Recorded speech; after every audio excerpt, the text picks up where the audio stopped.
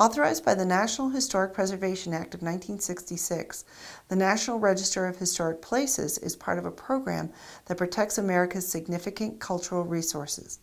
The Walnut Creek house and barn were built in the 1930s and placed on the register in 1993. The buildings are classic examples of Depression-era Forest Service architecture, originally built to serve as a ranger station. Later, it served as quarters for seasonal crews until the 1990s, when they were relocated to other stations. Today, the Walnut Creek Center for Education and Research is a biological field station in the central Arizona highlands, operated jointly by Northern Arizona University, Prescott College, and the Arboretum at Flagstaff under special use permit from the Prescott National Forest. The story of Walnut Creek is really a story about people. It's a historic facility that was very utilitarian for the time and almost a simplistic structure by today's standards. Yet there's still a lot of value there, and we've adapted how we use it. And the facility has adapted as well to meet our needs. So it's very purposeful and very valuable to us to this day. And it was an attractive facility back then, just as it is now. You have a creek nearby and flat level green pastures around there. Yet today the center is very forward-looking. It hosts programs that engage youth for natural resource conservation and education programs. And there's quite a bit of research that goes on as well that will help meet our future needs. While the natural beauty of its surroundings attracts visitors, it's the rich historic features that make Walnut Creek a destination for history buffs.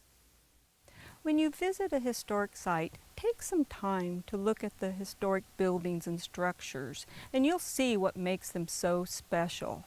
I think when you come up to the barn, your eyes immediately go to these big, beautiful bay doors.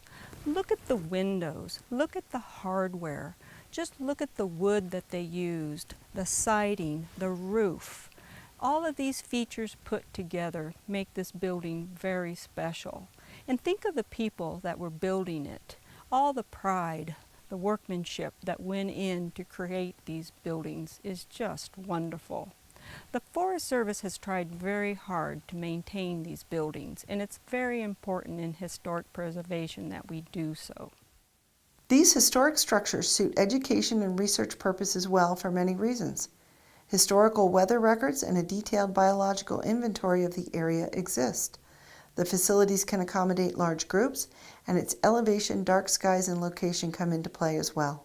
And we have astrologists come out here because of the dark skies. People don't realize that light pollution is a global problem anymore to really study outer space. And so some of the Hubble, like in Flagstaff, we have this even better dark skies than Flagstaff has. So there is a good point of looking toward the future with the science and research here, as well as a really rich past. This site is ideal because we have access to 4 different ecosystems. We have the riparian area down by the creek. We've got this floodplain area where all the buildings are, it's meadows. We've got the pinyon juniper up on the hill right across the street. And just a few miles up the road, we are into ponderosa pines, so it's a really good access.